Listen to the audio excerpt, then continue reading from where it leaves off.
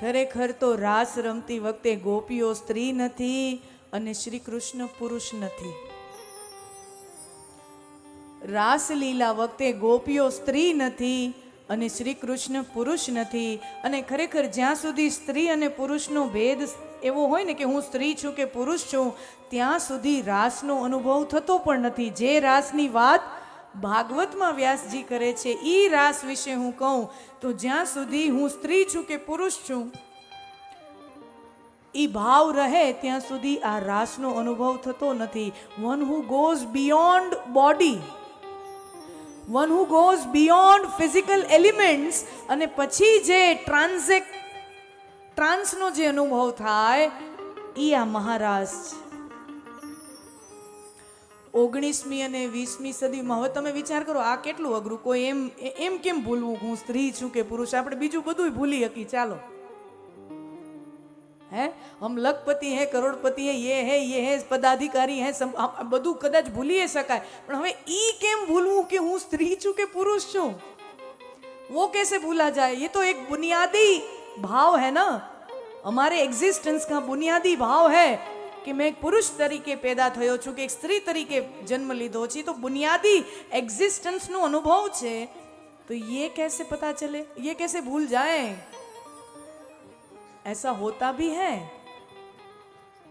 19મી 20મી સદીમાં નજીકના જ સમયમાં એક સમર્થ મહાપુરુષ થઈ ગયા કે જે સ્ત્રી અને પુરુષથી એ શરીરી ભાવથી પર થઈ ગયેલા. એવું કોઈ સમર્થ મહાપુરુષનું નામ મને સ્મરણમાં આવે તો એ મહાપુરુષ હતા સ્વામી વિવેકાનંદજીના ગુરુ એવા ઠાકોર શ્રી રામકૃષ્ણ પરમહંસ. બંગાળમાં કલકત્તામાં ઠાकुर श्री रामकृष्ण परमहंस. मैं स्त्री हूँ पुरुष हूँ એનાથી પરે થઈ ગયા હોય એવું વ્યક્તિત્વ મને નજીકના સમયમાં સ્મરણમાં આવે તો ઈ હતા. માં કાલીના ભક્ત હતા, માં કાલીના ઉપાસક હતા અને પોતાના આરાધ્ય દેવ એવા માં કાલીની ઉપાસના કરતા કરતા કરતા કરતા કરતા કરતા ઈ ઠાકર પોતે જાણે માતાજીમાં એક રૂપ થઈ ગયા હોય અને પુરુષ શરીરમાં રહીને એમને સ્ત્રી ભાવના થવા માંડી. અને નજીકના અનુયાયીઓ તો ત્યાં સુધી પુસ્તકોમાં લખે છે, એમના જે નજીકના શિષ્યો અનુયાયીઓ હતા ત્યાં સુધી આ વાત કહે છે કે ઠાકોર માં કાલીમાં એટલા ઓતપ્રોત થઈ જાય છે, ઉપાસનામાં એટલા ઓતપ્રોત થઈ જાય છે અને પોતે પુરુષ છે એ ભાન ભૂલી જાય છે ત્યાં સુધી કે ઠાકોરની ચાલ પણ બદલી ગઈ હતી. સ્ત્રીની ચાલ અને પુરુષની ચાલમાં કેટલો ભેદ હોય. ઠાકોરની ચાલ પણ બદલી ગઈ હતી, રજસ્વલાનો ભાવ અનુભવ્યો ત્યાં સુધીની વાતો અનુયાયીઓ કરે છે. The one who goes beyond physical boundaries, ત્યારે રાસનો અનુભવ થાય.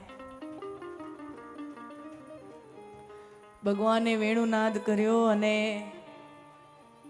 ગોપીઓ જે પણ કાંઈ કામ કરતી હતી, ભાગવતમાં વર્ણન છે અમુક ગોપીઓ પોતાના ઘરોમાં પોતાના સાંસારિક કર્મોમાં એવી પોરવાયેલી હતી, પણ જેવો ભગવાનનો વેણુનાદ સંભળાયો પોતે જે પણ કાંઈ કામ કરતી હતી બધું છોડી અને યમુના તટે દોડી છે. અમુક ગોપીઓ પોતાના પરિવારજનો માટે ભોજન બનાવી રહી છે, ભોજન પીરસી રહી છે. અમુક ગોપીઓ ગૌ માતાની સેવા કરી રહી છે. અમુક ગોપીઓ વર્ણન હે શ્રૃંગાર કરી રહી છે પોતાનો.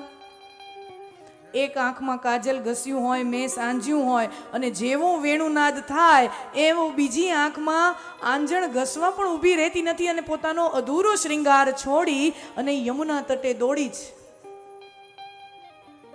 હવે તમે હે માતાજીઓ, હે દેવીઓ,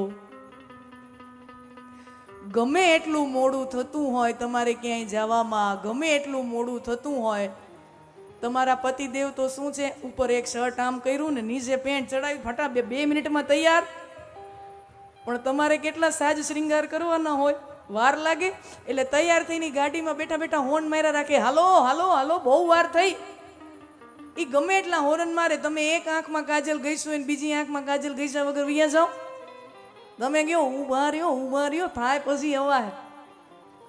यहाँ क्या है, गोपियां दौड़ी है, अपना सब काम छोड़कर गोपियां दौड़ी है.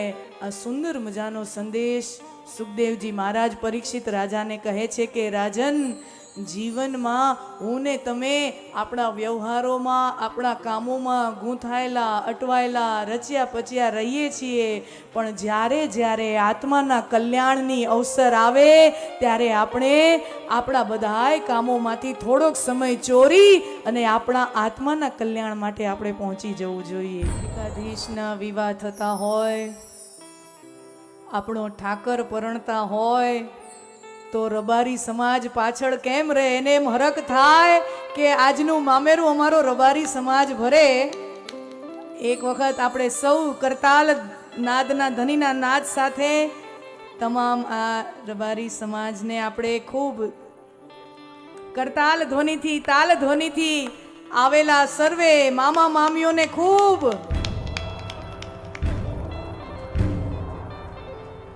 તાલીથી વધાવી લઈએ. હરખ છે બહુ સરસ મજાનો, સામાજિક એકરૂપતાનું સુંદર મજાનું ઉદાહરણ. પહેલા દિવસની કથા થઈ ત્યારથી આપણે આ કથાની અંદર જોઈ રહ્યા છીએ. હવે આપણે પોતપોતાની જગ્યા લઈ લો. આપણે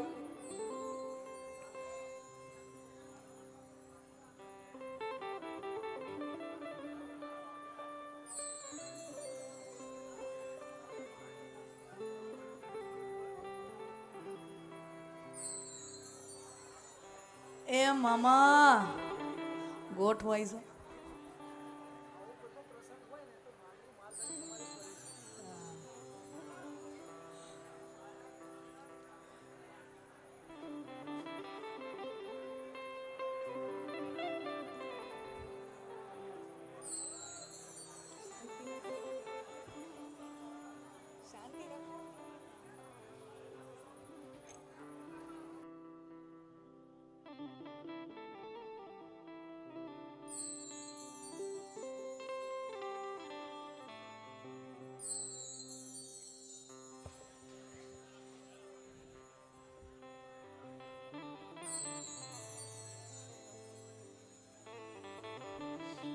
આજે બેસી જાઓ, હવે જ્યાં આવો છો ને ત્યાં ત્યાં બેસી જાઓ બધા. રૂગનાથભાઈ મુરાભાઈ પરિવાર, રૂગનાથભાઈ મુરાભાઈ પરિવાર એમના સમગ્ર સમાજ સાથે મામેરું લઈને આવ્યા છે. એમનું હાર્દિક સ્વાગત છે. અહીંયા આવી જાઓ બેનો, અહીંયા જોડે બેસી જાઓ. આખો તો ત્યાં બેસી જાઓ, બસ બેસી જાઓ, વચ્ચે બેસી જાઓ, વાંધો નહીં. બસ હવે હરી ભરીને આમ શાંત થઈ જાઓ બધા. મામેરાનો ઘડો ખખડે ને તો ટ્રંગ અવાજ છેક આવવો જોઈએ છેલ્લા સુધી, એવો શાંત થઈ જાઓ બધા. સૌ પ્રથમ આપણે મહંત શ્રી વારીનાથ અખાડાના દશરથગીરી મહારાજ પધાર્યા છે, તો એમનું સાલથી સન્માન કરીએ. તો કેશુભાઈ શેઠ અને નીતિનભાઈ સાહેબને નમ્ર વિનંતી કરું કે મહારાજ શ્રીનું સન્માન કરશે.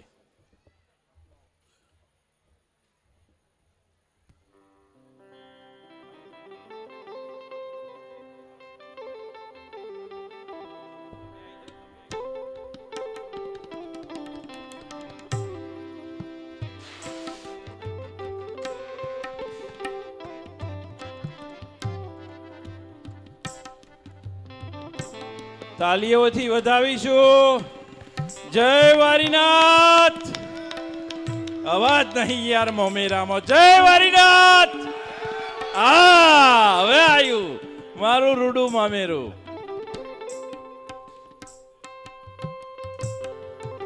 હવે પાછળ અહીંયા આગળ તો શાંત થઈ ગયું બધું, સરસ વાતાવરણ. હવે પાછળ બહુ શાંત થઈ જજો, લીન થઈ જાઓ દ્વારકાધીશમાં. દીદીના માધ્યમથી એક જ દેખાવું જોઈએ, દ્વારકાધીશ.